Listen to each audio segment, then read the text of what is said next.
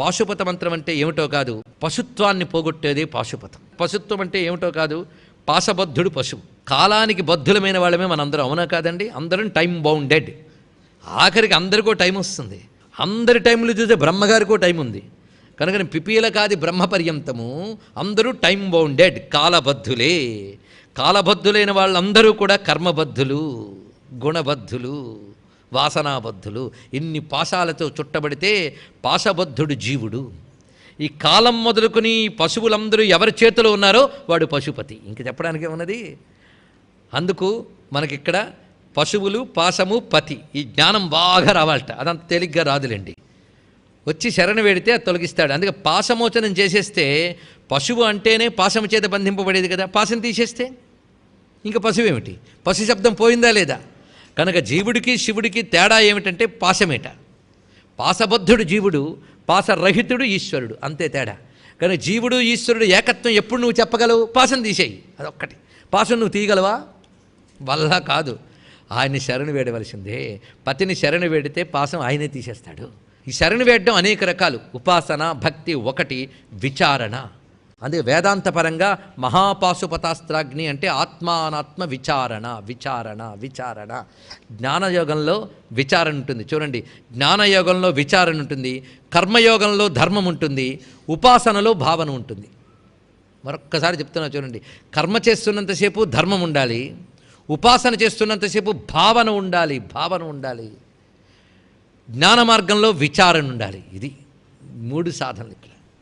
అందుకే విచారణాశీలమైనటువంటి ప్రవృత్తిని జ్ఞానపరంగా పాశుపతము అని అంటారు. ఇక్కడ ప్రతిదానికి మనం జ్ఞానపరంగా అర్థం చెప్పుకోవాలి, ఉపాసనాపరంగా అర్థం చెప్పుకోవాలి, ధర్మపరంగా అర్థం చెప్పుకోవాలి. 3 చెప్పుకోవాలి కదా, అందుకు 3 చెప్తున్నా ఇక్కడ. ఉపాసనాపరంగా పాశుపత మంత్రం, జ్ఞానపరంగా ఆత్మానాత్మ విచారణ. అది జరిగితే ఇంచుమించు అంతా అయిపోయిందండి. అసురశీలన్నీ పూర్తయిపోయి ఇక వాడొక్కడు మిగిలాడు. కామేశ్వరాస్త్ర నిర్దగ్ధ సభండాసుర శూన్యక. కామేశ్వరాస్త్రం అంటే ఏమిటి? ఇది తెలుసుకోవాల్సింది. ఈ కామేశ్వరాస్త్రం ప్రయోగించగానే అమ్మవారు చేసిన పని ఏంటో చూడండి. ఇప్పుడు ఎవరు మిగిలేరు? భండాసురుడు ఒక్కడు అని మనం అనుకుంటున్నాం. ఆవిడికి తెలిసి ఏం మిగిలేయో. శూన్యక పట్టణం కూడా ఉందిట. వాడు శూన్యక పట్టణం, క్యాపిటల్ సిటీ అలాగే ఉంది. చిత్రం ఏంటంటే క్యాపిటల్ సిటీలో ఆడవాళ్ళు ఎవరు యుద్ధానికి రాలేదండి, మగవాళ్ళు ఎవరు ఇంట్లో లెట్ట, అందరూ యుద్ధానికి వచ్చారు. వాళ్ళందరి పని పూర్తి చేసింది పాశుపతాస్త్రాగ్నితో. ఇంకా అంటున్న వాళ్ళందరూ ఆడవాళ్ళు, పిల్లలు మిగిలిపోయారట. ఇక్కడ పిల్లలు, ఆడవాళ్ళు మిగిలిపోయారట. ఇప్పుడు ఈవిడ కొట్టిన దెబ్బ ఎలా కొట్టిందంటే ఒక్క అస్త్రం, కామేశ్వరాస్త్రం. అస్త్రం వెళ్ళి భండాసురుణ్ణి దగ్ధం చేస్తూనే అదే సమయంలో మొత్తం శూన్యక పట్టణాన్ని తగలబెట్టింది. శూన్యక పట్టణంలో ఉన్న స్త్రీలు, శిశువులు కూడా సంహరింపబడ్డారు. ఇది ఆలోచించుకోవాల్సిన గొప్ప అంశం. వెంటనే మనం బయలుదేరిపోతాం. ఏమండి, ఆడపిల్లల్ని పిల్లల్ని చంపచ్చా? ఇంత పని చేసిందంటే వీళ్ళు భండాసురుడి ఫ్యామిలీ, అది మర్చిపోవద్దు. మామూలు ఆడవాళ్ళు కారు. ఇక్కడ తెలుసుకోవాల్సిన గొప్ప విషయం ఏంటంటే, శిశువులు అంటే ఇంకా ఎదగకుండా ఉన్నటువంటి రాక్షసత్వం, బీజదశలో ఉన్న రాక్షసత్వం, బీజములు, అది అనమాట.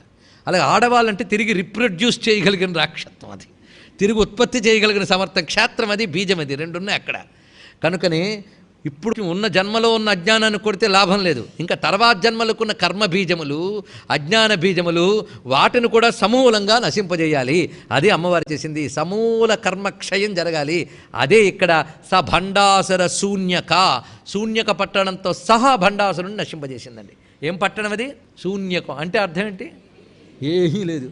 మరి ఇంతసేపు ఉందే, అదే శూన్యకం అంటే. అదే అద్భుతమైన పేరు పెట్టడంలోనే సింబాలజీ అండి. అంటే ఏమీ లేదు, అన్నీ ఉన్నట్టు అనిపిస్తాయి.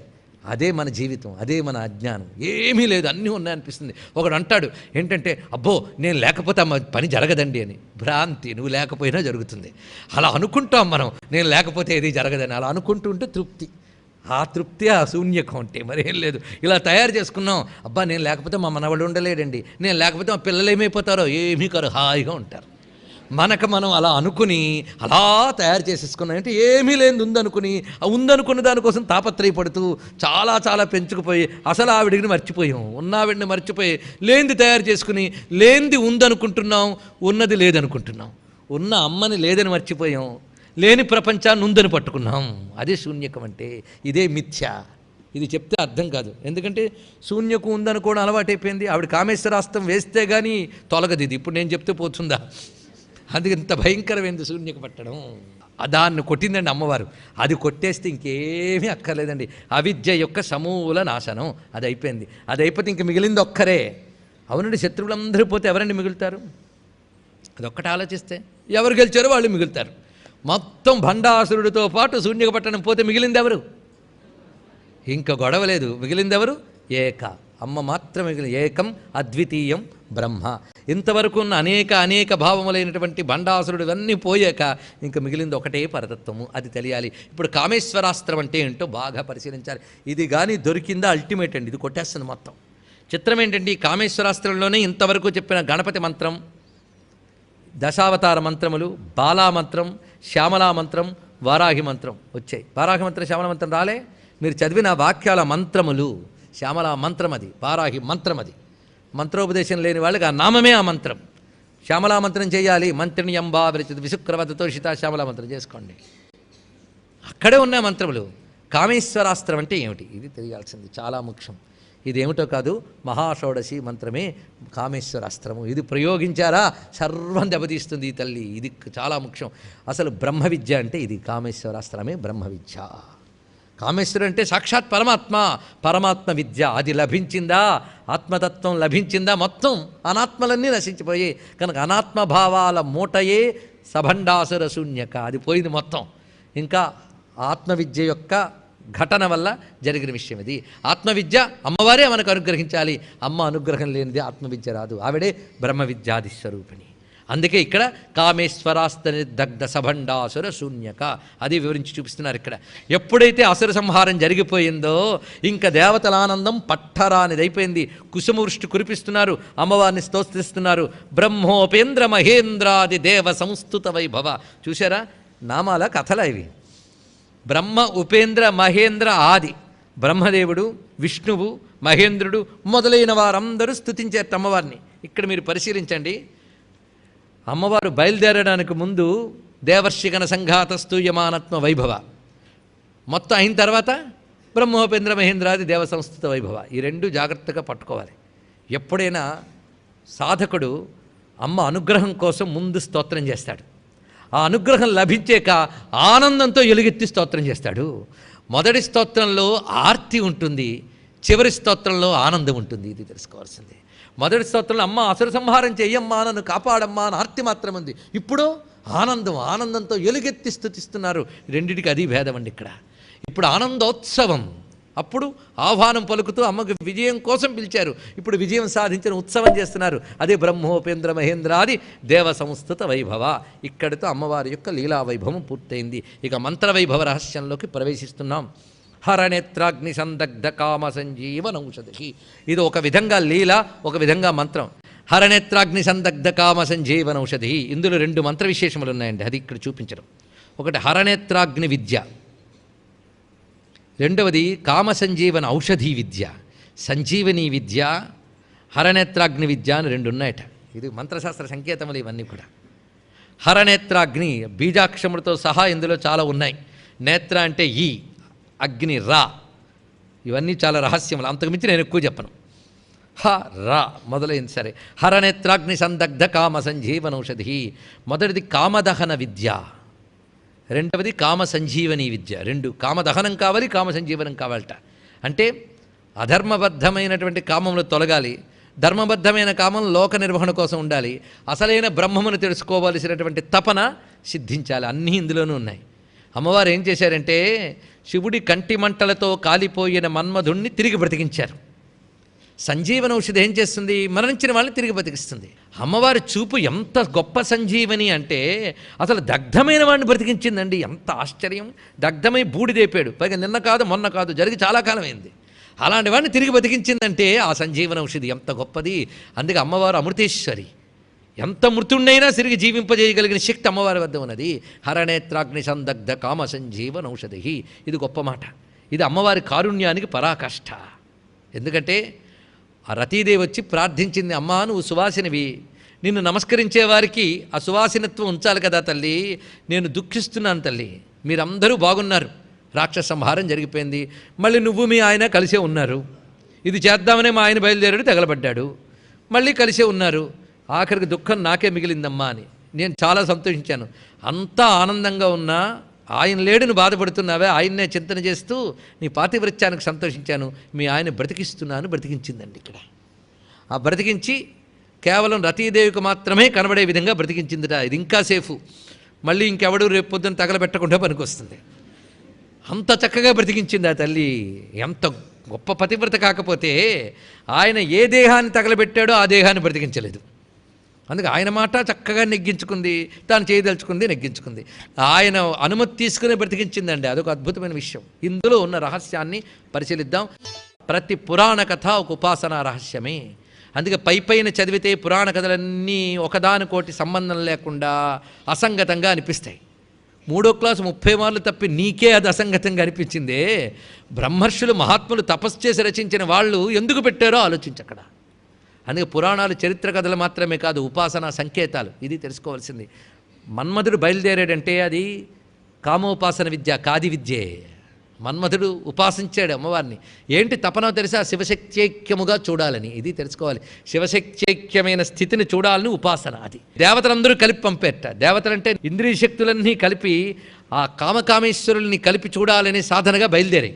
దానిలో మొత్తం 5 ప్రయోగించేశాయి, మొత్తం పంచప్రజ్ఞల్ని ప్రయోగించేశాయి. అప్పుడు శివుడు ఏం చేశాడు? కంటి మంటలతో తగలబెట్టాడు. చాలా మంచి పని చేశాడు. అలా వెళ్తే అలాగే చేస్తాడు ఆయన. ఆయన కన్ను ఏమిటి? పాలనేత్రం, జ్ఞానాగ్ని.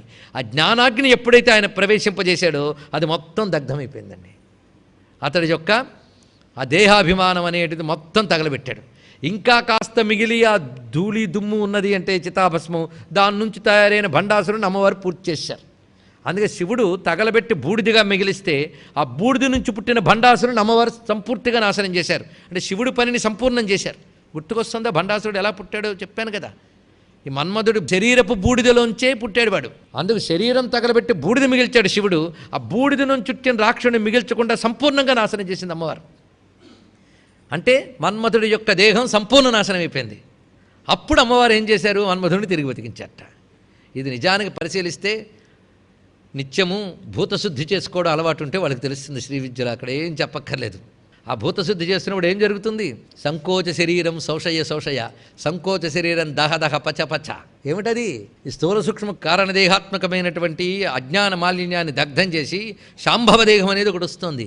అది వస్తే కానీ పార్వతీ పరమేశ్వరుని దర్శించలేము. అది ఇక్కడ రహస్యం. ఆ సంభవ దేహం ఇవ్వగలిగిన వారెవరు? అమ్మవారు. అది హరనేత్రాగ్ని సందగ్ధ కామ సంజీవనౌషధి. ఇది తెలుసుకోవాల్సింది.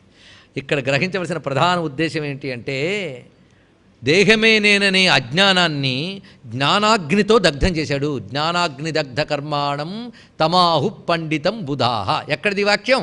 భగవద్గీతలోది. జ్ఞానాగ్ని దగ్ధ కర్మాణం తమాహు పండితం బుధ. అందుకే భగవద్గీత లాంటి బాగా పట్టుకుంటే లలితా శాస్త్రం ఉపనిషత్తుగా కనబడుతుందండి. జ్ఞానాగ్ని దగ్ధ కర్మాను. జ్ఞానాగ్ని అంటే శివుడి నేత్రం అంటే జ్ఞానాగ్నేగా. ఆయన గురువు అండి. ఆయన ఆశ్రయించగా నేను ఏం చేశాడంటే, నీలో ఉన్నటువంటి ఆ పాత వాసనల శరీరాన్ని మొత్తం కూడా దహనం చేసి ఎప్పుడైతే పెట్టాడో అప్పుడు అమ్మవారు కృపతో వస్తున్నారు. ఆవిడ కృప వల్ల ఏం జరిగిందంటే నీకు శాంభవ దేహం అనేది వచ్చింది. శాంభవ దేహము అంటే ఆ శివశక్తుల్ని గ్రహించగలిగే సంస్కారంతో కూడిన ప్రజ్ఞ. అది తెలుసుకోండి. అది కావాలి. ఆ ప్రజ్ఞ ఎవరివ్వాలి? అమ్మవారు ఇవ్వాలి. అమ్మవారు అనుగ్రహం ఉంటే కానీ ఆ పరబ్రహ్మము తెలియబట్టు. అందుకే ముందు గురువుగా శివుడు ఏం చేశాడు? మన యొక్క అజ్ఞానాన్ని దహనం చేశాడు. అమ్మవారు ఏం చేశారు? జ్ఞానం పొందడానికి అనువైనటువంటి ప్రజ్ఞని ప్రసాదించారు. ఆ ప్రజ్ఞే సంజీవనౌషధి. ఇది తెలుసుకోవాల్సింది. ఆ ముందు దగ్ధమైనటువంటి వాసనామయమైన దేహాత్మ భ్రాంతి ఏది ఉన్నదో అది దహనం చేయడమే హరనేత్రాగ్ని సందగ్ధ. ఇది తెలిసింది కదా. హరనేత్రాగ్ని సందగ్ధ కామ సంజీవనౌషధి. ఇది కావాలండి. కనుకనే ఆ ప్రార్థన చేస్తూ గురువుని ఆశ్రయించగానే ఆయన ముందు చేసేది ఏంటంటే తగలెడతాడు. మనకి తగలబెట్టడం అంటే మనం పోగు చేసుకున్నటువంటి మాలిన్య అజ్ఞాన మాలిన్యపు దేహాన్ని దగ్ధం చేయించితే అప్పుడు అమ్మవారు వచ్చి ఆ మిగిలినటువంటి వాసనలు ఏమైనా ఉంటే అవి కూడా తొలగించి నీకు ఆ అమృత కోశమయమైనటువంటి స్థితిని ఇస్తున్నారు. ఇది తెలుసుకోవాల్సినది. అనంగత్వము అంటే ఇంకా శరీరం అవసరము లేని స్థితి అనగా మోక్షము. కామ సంజీవనౌషధి అనగా దేహాత్మభ్రాంతిని పోగొట్టి బ్రహ్మైక్య స్థితిని ఇవ్వడమే మోక్షప్రదాయని. కనుక భండాసుర సంహారం యొక్క ప్రయోజనం ఏమిటి? దేహాత్మభ్రాంతి తొలగుట, పరమాత్మతో ఐక్యము చెందుట. దేహాత్మభ్రాంతి తొలగడమే భండాసుర సంహారము, పరమాత్మతో ఐక్యము చెందడమే కామ సంజీవనౌషధి. ఇది తెలుసుకోవాల్సినది. మొత్తం శ్రీ విద్యా ప్రయోజనం ఇంతవరకు చెప్పుకున్న అమ్మవారి లీల మాత్రమే కాదు, శ్రీ విద్య ఉపాసనా ఫలం ఇంతవరకు చెప్పుకోవడం జరిగింది. ఇప్పటి వరకు మనం చెప్పుకున్న దాన్ని సమీక్షించుకుంటే ఒక్కసారిగా అమ్మవారు ఎప్పుడు ఉండే తల్లే. ఎలా ఉన్నది అంటే శ్రీమాత శ్రీ మహారాజ్ని శ్రీమత్ సింహాసనేశ్వరగా ఉన్నది. అలాంటిది చిదగ్ని కుండంలోంచి ఆవిడ తనని తాను వ్యక్తం చేసుకున్నది. ఆ వ్యక్తమైన రూపము ధ్యానించేతే ఊహకు అందుతోంది స్థూలంగా. ఎందుకంటే తల, పాదము, చేతులు వర్ణించారు కనుక రూపం అందుతోంది. ఈ రూపము మామూలుగా శ్రద్ధగా విన్న ఎవరికైనా అందుతుంది కనుక ఇది లలిత అనగానే ఒక లేమ్యానికి కూడా ముందు అర్థమైపోతుందంటే చెరుకు వెళ్ళు, పువ్వులు, బాణాలు ఇది వర్ణిస్తుంటే ప్రతివాడికి అర్థమైపోతుందా లేదా? ఇది దీన్ని స్థూల రూపం అని అంటారు. ఇక్కడతో ఆక్కూడదు, పైకి వెళ్ళాలి, సూక్ష్మ రూపంలోకి ప్రవేశించాలి. స్థూల రూపం వెనకాల సూక్ష్మ రూపం ఒకటి ఉంటుంది. అందుకు అమ్మవారి స్థూల రూప వర్ణన ఎక్కడి నుంచి వచ్చింది అంటే ఉజ్జద్భాను సహస్రాభ నుంచి మనకి చిట్ట చివరి వరకు సర్వారుణ అనవజ్జాంగి సర్వాభరణ భూషిత వరకు చెప్పుకున్నదంతా స్థూల రూప వర్ణన. ఆ స్థూల రూపంగా వచ్చి ఆవిడ చేసినటువంటి పనంతా ఇప్పటి వరకు చెప్పుకున్నది లీలా వర్ణన. ఇప్పుడు సూక్ష్మ రూప వర్ణన ఎంత కూర్చోరో చూడండి. అమ్మవారి సూక్ష్మరూపం. సూక్ష్మరూపం అంటే మంత్రము. అది సూక్ష్మరూపం అనగా మంత్రం. లలితాంబని దండం పెడుతున్నాము అంటే తల నుంచి పాదం వరకు మంత్రమే ఉంది అదంతా కూడా. అందుకు మన శరీరం అంతా మాంసమయమైతే దేవతా శరీరం మంత్రమయము అని ఎన్ని మార్లు మనం చెప్పుకున్న భావన ఇక్కడ తెచ్చుకోవాలి. అందుకే విగ్రహం అంతా మంత్రమయం. అందుకే విగ్రహ ప్రతిష్ఠకు ముందు మంత్రాంతో కూడిన యంత్రాన్ని పెడతారు. ఆ మంత్రశక్తి విగ్రహంలోకి వెళుతుంది. కానీ విగ్రహం అణువణువు మంత్రమే. మంత్రము సూక్ష్మ రూపము అని అంటారు. ఎందుకంటే స్థూల రూపం అయితే కనబడుతుంది, లేదా చెప్తూ ఉంటే వర్ణనకైనా అందుతుంది. కానీ శబ్దం ఉన్నదే, దానికి ఆకారం లేదుగా. అందుకు దానికంటే ఇది సూక్ష్మం. సూక్ష్మం అంటే పొందడం మొదటి దానికంటే కొంచెం కష్టం. ఎప్పుడైనా గుర్తుపెట్టుకోండి, శక్తి సూక్ష్మంగానే ఉంటుంది. శక్తి ఎప్పుడూ సూక్ష్మమే. కానీ మీరు ఎంత సూక్ష్మంలోకి వెళ్తే అంత శక్తివంతులు అవుతారు. అది తెలుసుకోవాల్సినటువంటి అంశం అది. కనుక ఇప్పుడు రెండవ సూక్ష్మంలోకి వెళుతున్నాం. ఈ సూక్ష్మ శరీర వర్ణన చూపిస్తున్నారు అమ్మవారి యొక్క సూక్ష్మ స్వరూపం. ఇది సరిగ్గా మనకి ఇక్కడ 85వ నామం నుంచి 89 నామాల వరకు ఉన్నటువంటివి. అంటే ఎన్ని నామాలు? 5 నామాలు. ఈ 5 నామాలు అమ్మవారి యొక్క సూక్ష్మ స్వరూపం. నేను ముందే చెప్పినట్లుగా ఆ నామంలోనే మంత్ర రహస్యం దాగున్నది. ఒక్కొక్కటి పరిశీలిద్దాం. అమ్మవారి యొక్క సూక్ష్మ స్వరూపం శ్రీమద్వాగ్భవకూటైక స్వరూపముఖ పంకజా కంఠాద కటి పర్యంత మధ్యకూట స్వరూపిణి శక్తికూటైక తాపన్న కట్యధో భాగధారిణి. ఈ 3 కలిపి గుర్తుగా తెచ్చుకుందాం ముందు. ఇంకా ఉన్నాయిలేండి, 2 నామాలు ఉన్నాయి. ఇంకా ఇక్కడ మనం చూస్తూ ఉంటే ముందే చెప్పుకున్నట్టుగా లలితా సహస్రనామ స్తోత్రం కాదు, శాస్త్రం. అందులో పూర్వాపర సంబంధం ఎంత కుదురుగా పెట్టారండి ఇక్కడ. అందుకే నామములు అమ్మవారి యొక్క ఆ శరీరంలో శ్రీమద్వాగ్భవకూటైక స్వరూప ముఖ పంకజ. అమ్మవారి యొక్క మంత్రము ప్రధానంగా పంచదశి అంటే 15 అక్షరాల మంత్రం. దాన్ని 3 భాగాలు చేస్తారు. 3 భాగములు. 3 భాగాలతో ఒకదానికోటి అనుబంధం ఉంది. 3 భాగాలను ముక్కలు కాదండి, లింక్ ఉంది. మనకు అర్థం చేసుకోవడానికి 3 భాగములు అంటున్నాం. మొదటి భాగం పేరు వాగ్భవకూటము, రెండవ భాగం మధ్యకూటము అన్నాడు ఇక్కడ. దీనికి శాస్త్రనామం కామరాజకూటము, మధ్యకూటము. మూడవ భాగం శక్తికూటము. ఇది మీరు మామూలుగా ఆలోచించిన శరీర నిర్మాణంలో అది ఉంటుందండి. వాగ్భవ, వాక్కు అంటే జ్ఞానము, పలుకులు. దాని కూటం సరిగ్గా ముఖం. అలాగే కామం అంటే కోరిక, సంకల్పము మొదలైనవన్నీ కూడా ఈ నడిమి భాగంలోనే మనకుంటాయి. ఆ తర్వాత వీటన్నిటికీ శక్తినిచ్చి పట్టి నడిపించేవన్నీ కూడా ఇక్కడే ఉంటాయి. అందుకే ఇక్కడ చూసినా అదే, అక్కడ చూసినా అదే. అంటే ఆ శక్తే ఇక్కడ ఇలా ఉంది అని తెలుసుకో. మన లోపలే అలాగున్న శక్తిని చూడాలి, ఎక్కడి నుంచో కాదు. ఇది ఎవరైతే ఉపాసన చేయగలుగుతారో వాళ్ళకి ఆ శక్తి బాగా పనిచేస్తుంది. ఇందులో వాగ్భవ కూటంలో ఉన్న ప్రయోజనం ఏమిటి అంటే మనకి ధర్మము, మోక్షము ఈ రెండిటి కోసం పనికొచ్చే జ్ఞానం ఇస్తుంది వాగ్భవ కూటం. ధర్మము అంటే మన వ్యవహార జీవితానికి కావలసింది ధర్మం, పరమార్థానికి కావలసింది జ్ఞానం. రెండూ కావాలి, అవునా లేదా చెప్పండి. ఇప్పుడు వ్యవహార జీవితానికి ధర్మం కావాలి, పరమార్థ జీవితానికి జ్ఞానం కావాలి. ధర్మం లేని వ్యవహార జీవితం మొదటే దెబ్బతీసేస్తుంది. అందుకే వ్యవహార జీవితం ధర్మబద్ధంగా ఉండాలి, పరమార్థ సాధన జ్ఞానబద్ధంగా ఉండాలి. ఈ రెండూ రావాలంటే దానికి తగ్గ ధర్మమైన జ్ఞానము కావాలి, పరమార్థానికి కావాల్సిన జ్ఞానం. రెండు జ్ఞానమే కావాలి కదా. ధర్మం అంటే ఏంటో తెలుసుకోవాలి, జ్ఞానం అంటే ఏంటో తెలుసుకోవాలి. రెండూ తెలుసుకోవాలంటే ఏం కావాలి? శాస్త్రం కావాలి, అవునా లేదా? ధర్మము జ్ఞానము రెండు కావాలన్న ఏం కావాలి? శాస్త్రం కావాలి. శాస్త్రం అంటే ఏమిటి? వాక్కులేగా. తెలివితేటలేగా. కానీ వాక్కులు తెలివితేటలు ఎందులోంచి వస్తాయి? వాగ్భవ కూటంలోంచి వస్తాయి. అందుకే అమ్మవారి మంత్రంలో మొదటి భాగాన్ని గాను గట్టిగా అనుష్ఠానం చేయగలిగితే ధర్మానికి జ్ఞానానికి కావలసిన శాస్త్ర జ్ఞానం మనకు కలుగుతుంది. ఇది చెప్పాడు. దాని తర్వాతే, ముందు ధర్మం తర్వాతే కదా అర్థ కామ. అందుకే మొట్టమొదటి ధర్మం, తర్వాత వచ్చింది అర్థకామములు. ఈ అర్థకామాలు కామరాజకూటములు చెప్పబడుతున్నాయి. కామరాజకూటం వల్ల అర్థము కామము రెండూ లభిస్తాయి జీవితానికి కావలసినవి. ప్రతి వాళ్ళకి కావలసిన అర్థము కామము. సాధారణంగా ఇది నచ్చుంటుంది చాలామందికి, ఇందాక వాగ్భవకూటం కంటే, ధర్మమోక్షాల కంటే. అందుకే పెద్దవాళ్ళు ఏం చెప్తారంటే, భాగవతంలో వస్తుంది, అర్థంతో ధర్మం సాధించాలి, ధర్మంతో మోక్షం సాధించాలి, ఇక లోకయాత్రకి కామం సాధించాలట. లోకయాత్రకి అంతే. ఇక మోక్షం అనేది ధర్మంతోనే. అది అక్కడ పెట్టేశాను. ఇంత చక్కగా సమన్వయం చేస్తాడు. మనకి భాగవతంలో కనబడుతుంది అంశం. అందుకే ఇక్కడ ఒక్కసారి దాన్ని గమనించుకుంటే మన జీవితానికి కావాల్సిన పురుషార్థాలన్నీ 4: ధర్మ, అర్థ, కామ, మోక్ష. 4 కావాలా? మధ్యలో 2 చాలామందికి కావాలి. కానీ నిజంగా పురుషుడు సార్థకత పొందాలంటే 4 కావాలి. కానీ ధర్మ, అర్థ, కామ, మోక్షం 4 ఇవ్వగలిగిన విద్య శ్రీ విద్య. అందులో వాగ్భవ కూటం వల్ల మనకి ధర్మం వస్తుంది. అది మోక్షం వైపు నడిపే ధర్మము. అది వాగ్భవ కూటం వల్ల వస్తుందిట. కామరాజకూట మంత్రం వల్ల జీవితానికి కావాల్సిన అర్థకామములు 2 వస్తాయి. శక్తికూటం వల్ల లభించేది ఏంటంటే మోక్షమే లభిస్తున్నది. ఇది వివరిస్తున్నారు ఇక్కడ. అంటే 3 కూటములతో చతుర్విధ పురుషార్థాలు ఇవ్వగలిగిన మంత్రమే శ్రీ విద్యా మంత్రము.